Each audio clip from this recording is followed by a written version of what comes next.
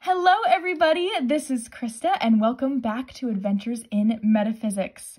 So I wanted to film this video really quick today because I just got in the mail my copy of the Lilifer Tarot created by Marion Constantin. Hopefully I said that right. I'm not super sure. So this is one I backed on Kickstarter as soon as I saw it because I'm a huge fan of her Reclaim Oracle. It's one of my favorites. So I'm super excited to check this out. So I haven't even opened the box really, or I mean I haven't really gone through it. I did open the box. I was a little impatient, but I stopped immediately. I promise. So let's take a look together. I know Marion is really mindful of making things recyclable, which is really nice. So we get this completely recyclable box and this brown paper, which is really nice.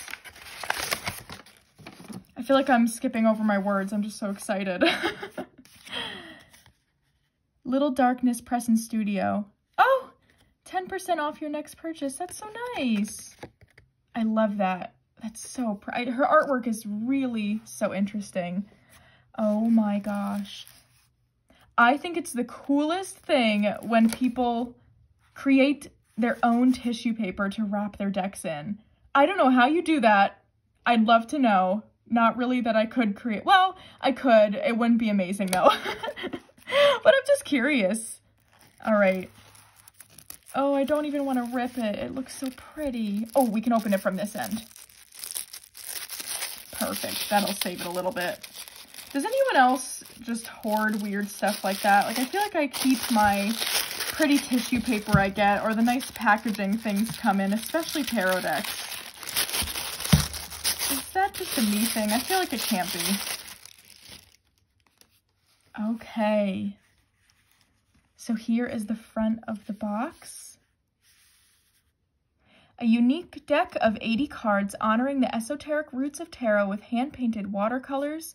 Lilifer comes with a booklet filled with traditional card meanings and magical correspondences to help you reconnect with your innate knowledge and intuitive nature. Oh my gosh, 2 exclusive cards in a booklet. Okay, I have to get into this. How do we... Okay, so this slides off. Oh my gosh. Oh my gosh. That's the nicest tuck box I've ever seen. So it's a tuck box, but that's the nicest one I've ever seen. Wow. Okay, I'm excited to get this open. Oh, let me not ruin it. Oh, look it. Hello. That's so cute. I love that. All right, so the inside has this really cool pattern as well. Her artwork is really just something else. Okay. All right, so we've got this booklet, just a little white book, but it seems, wow, there's a lot in this thing, it looks like already. We've got zodiac. Oh my goodness. Planets, sacred numbers, sacred symbols. Oh my gosh, and look at all the tarot spreads. Wow, I'm impressed. This might be the most chock full little white book I've ever seen. And you get a decent amount. Pretty cool. All right, let's get into the cards because I cannot contain my excitement. The Fool. Oh my gosh, you can already see there's so much going on here. We've got a devil. This eye, this kind of reminds me of the Tower card. Wow, so it's kind of like all the experiences that you go through the major arcana, and you have the Fool here, and you can really interpret that in either way. I kind of see this as almost a bubble around the Fool, so it being a little bit naive to those experiences, not having gone through them yet. Or you can look at it as they've already come full circle through this whole journey, and this is all the knowledge they gathered throughout. So cool. So cool. Oh, and these are, these are the backs. Oh my gosh. Oh my gosh. It's so good. The Magician.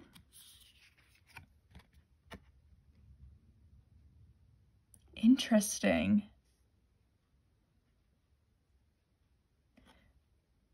Both hands here are pointing to the ground. Usually we have the one pointing up, one pointing down. That's interesting. High Priestess. The cardstock is really nice too. It's a bit of a thicker one, but really smooth, a matte finish. It's nice.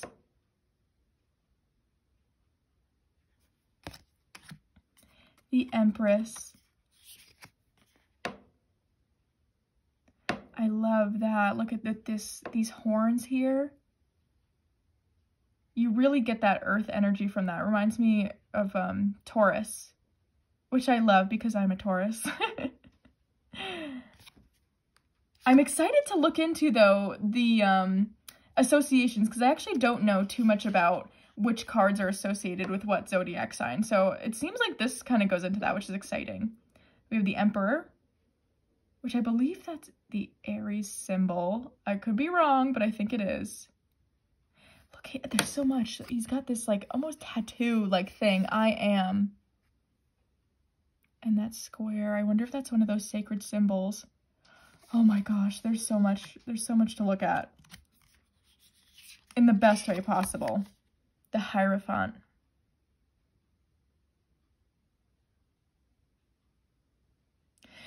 This seems, oh, okay, that's a Taurus card. Interesting. I didn't know that. This definitely seems like a deck you've got to spend some time with, but again, in the best way possible. We've got the Lovers. The Chariot. Oh, I love these little wolf creatures. That's super cool. And I love how we're still seeing those full-bodied figures like we get in the Reclaim Oracle. The softness. Justice. Ooh. We've got all these people here kind of begging for forgiveness, it looks like. Wow. That's a bit of a, I don't want to use the word harsh, but that sort of harder view of justice, which I actually kind of like because the Reclaim Oracle is meant for shadow work. So I feel like I'm, obviously going to be tempted to use these in conjunction. So having that bit of a darker side to it, I think will work well. The Hermit.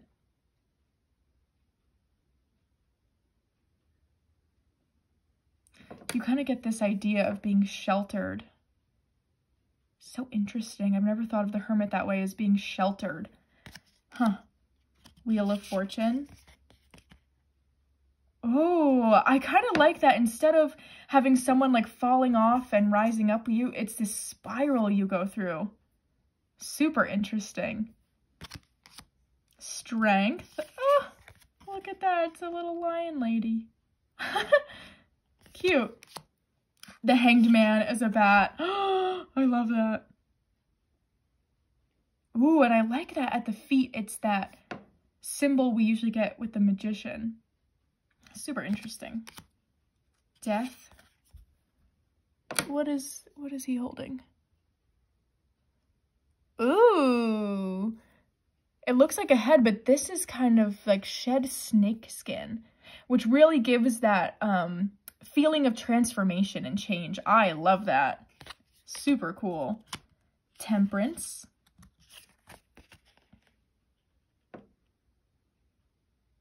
Very interesting how the water turns into a snake. Oh, I don't know what I think about that right off the top of my head. Because Temperance is usually about that balance, and she's kind of shushing the snake. It's just because water usually has to do with your emotions. It's making me feel like she's trying to quiet some sort of negative emotion. So it could be speaking to Temperance, looking at the balance between, I don't want to say good and bad emotion, but positive and negative, perhaps? Finding a balance, because you don't want to ignore either. Oh, I love that. I love that. The Devil.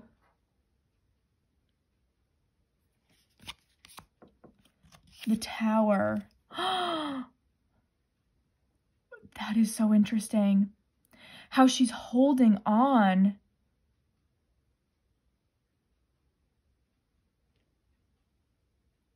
Huh. I think you can look, oh, it says here in really light letters, I surrender.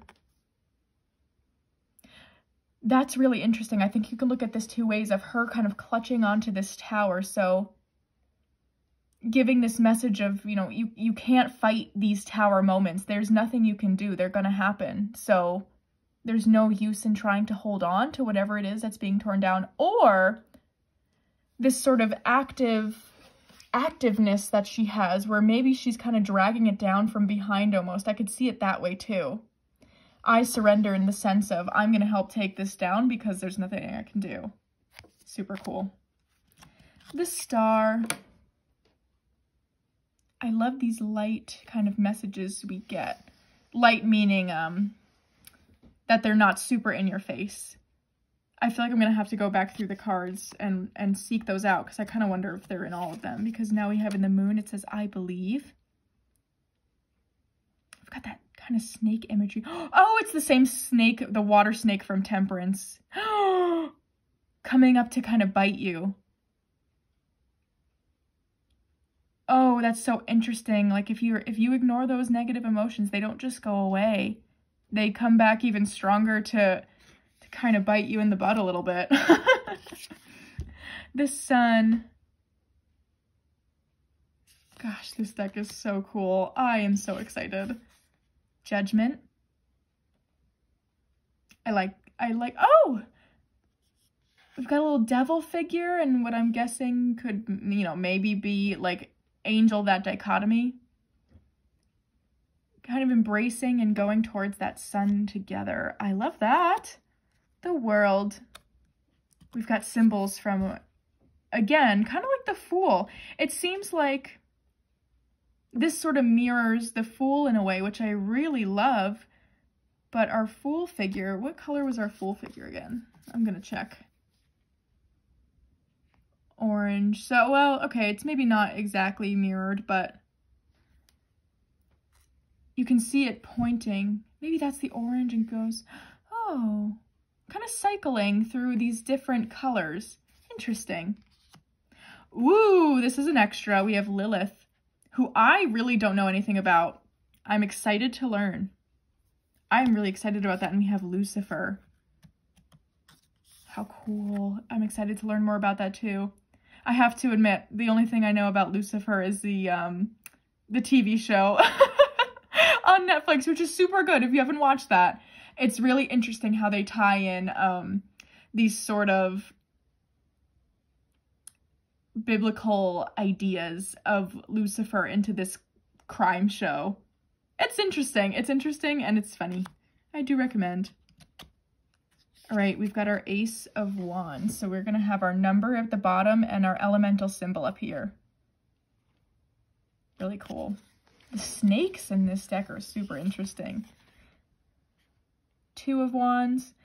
So it seems like I'm going to call it a mildly pip deck. Because we don't get super illustrated minors here, but similarly to Pagan Otherworlds, if you've seen that deck, there's still things going on that give you a sense of what that means. Really cool. Four of Wands.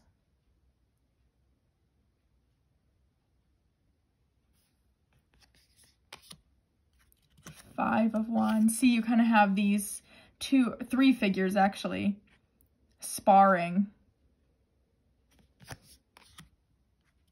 Six of Wands. We've got that celebration.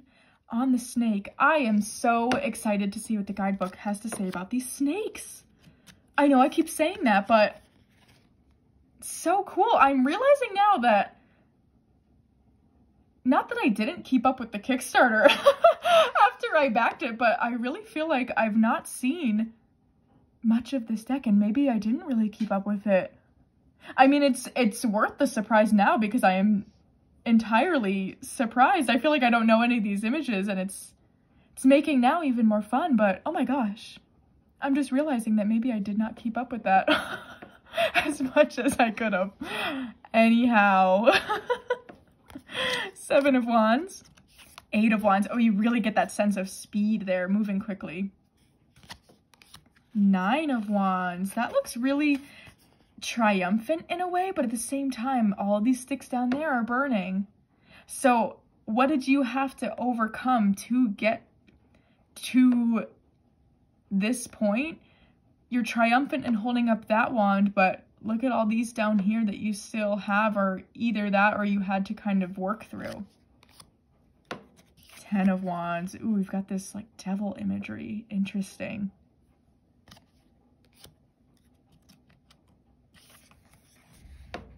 Page of Wands, I'm gonna guess.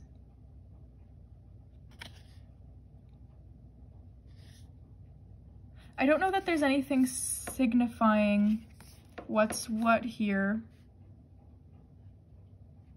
I mean, it's not super hard to tell, I suppose, but that's interesting that we don't really have like anything saying Page of Wands or Knight of Wands. It's pretty blank in that sense.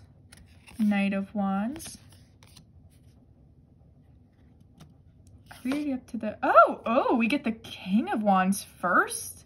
King of Wands first, then our Queen. See, yeah, here we get our, like, Q and K. The Knights and the Page, we didn't. That's okay. I mean, it's pretty easy to tell, but I certainly, well, I don't think this would be a beginner deck to begin with, but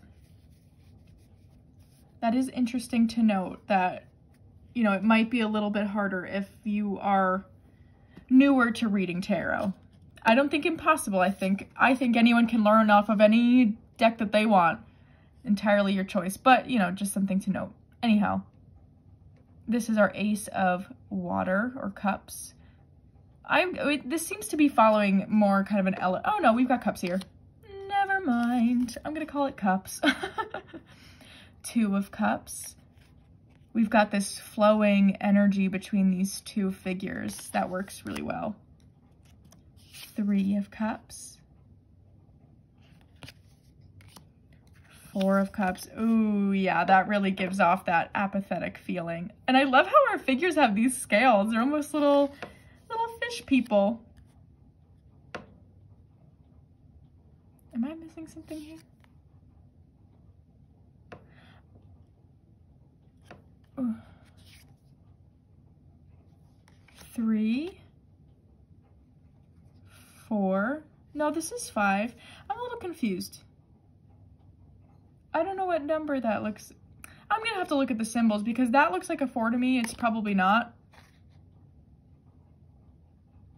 Anyway, 5 of Cups. 6 of Cups. Interesting. Oh, interesting. This leans more towards that nostalgia of, you know, you can, there's markers you can look back along your life of these significant moments emotionally. We've got these all, they seem like different emotions here. And how he keeps, I say he, but obviously they're pretty genderless. This figure here is continuing on. Oh, interesting. I like that. 7 of Cups. I like the idea of having all these extra hands holding these cups. It almost gives, instead of like having to choose or kind of being in this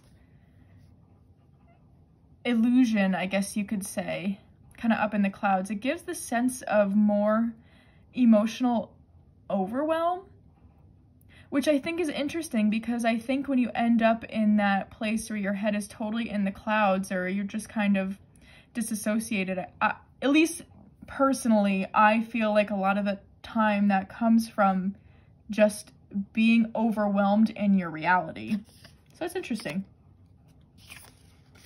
8 of Cups. 9 of Cups. Ten of Cups. Kind of mirrors that Two of Cups, but this is we got a fish this time. Interesting. We've got our Page.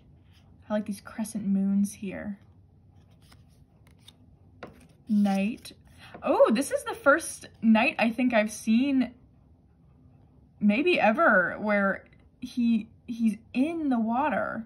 Not fully, not physically, but he's in a boat in the water. Usually they're like on the land next to the water. That's interesting to think about. We've got our King of Cups. And our Queen. Ace of Swords. I like this third eye image here. That's super interesting. Two of Swords. This is kind of going with that more confusion type of interpretation. I don't usually, like, or I don't want to say usually, but I don't always see the Two of Swords that way. Sometimes I look at it as needing to trust your own thoughts and block out everything else. But I do still think this kind of, I think this actually could show both. I think that's really interesting. Three of Swords. Four.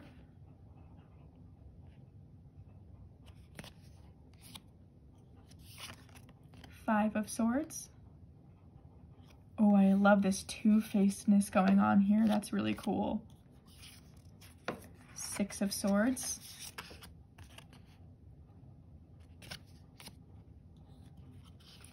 Seven. Oh, wow. See, this figure looks like it's stealing a sword, but at the same time, these are kind of coming in for the attack. It's interesting. Eight of Swords. We're getting this black bird and the snake still. Nine of Swords. Oh, I love this image of the snake kind of eating its own tail. This continuous cycle. And I think that really speaks well to that anxious feeling that comes with the Nine of Swords. Because a lot of times when you are in that anxious space, the thing that's hard to do is to break that thought pattern, to get outside of whatever it is you're feeling and look at it in a more grounded way or from an outside view. You're kind of very caught up in your own emotion. It's interesting. Ten of Swords. And we've got our Page. Our Knight. Ooh, riding away on this big crow-looking thing. I love that. King of Swords.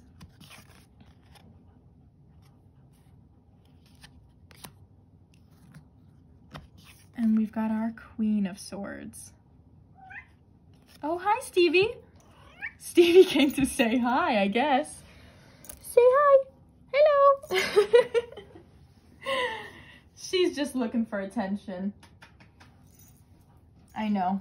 I'm being a bad cat mom. I came home from work and saw this package and immediately just ran to open it on camera. I didn't really say hi much to you, did I? I'm very sorry. We've got our Ace of Pentacles. Two of Pentacles. I love the colors in this one. That's really nice. Three of Pentacles. You do get that idea of teamwork and building something together. Four of Pentacles. Ooh. Oh my gosh. I feel like when I see this, I would look at myself as this figure in pink. And I love that idea of the Four of Pentacles, of kind of this feeling of entrapment when it comes to maybe money or material possessions. That could totally be me projecting, but I feel like it totally gives off that meaning. I love that. Five of Pentacles. Six of Pentacles.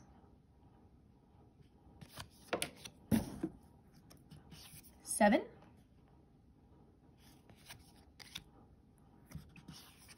8 of Pentacles, 9 of Pentacles. I love how they're relaxing in this, and the rain, really cool. And our 10 of Pentacles.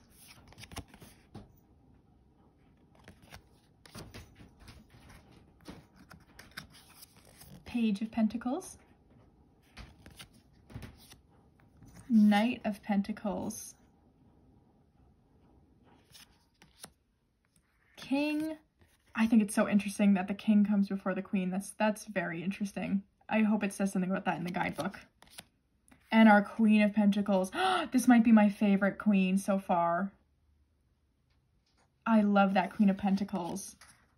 Okay, so I think we should shuffle and do a sample reading because I can't wait to start using these cards. These shuffle really nice. I am a hand-over-hand shuffler though, so I don't really tend to be bothered by I don't tend to be bothered by any sorts of cardstocks in particular. This might be too thick if you are a riffle shuffler, but I think it's 100% worth changing it up if that's the case. Oh my gosh, Stevie is making all the noise in the world. She does love to be the center of attention, so it's not too much of a surprise. I will give her all the attention in the world once we get through this reading, but I really do want to pull some sample cards.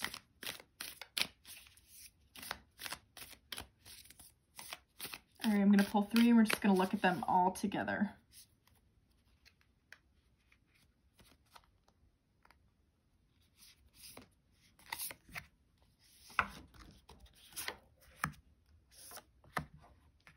All right, we got,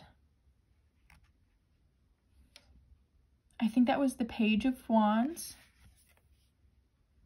Ace of Swords,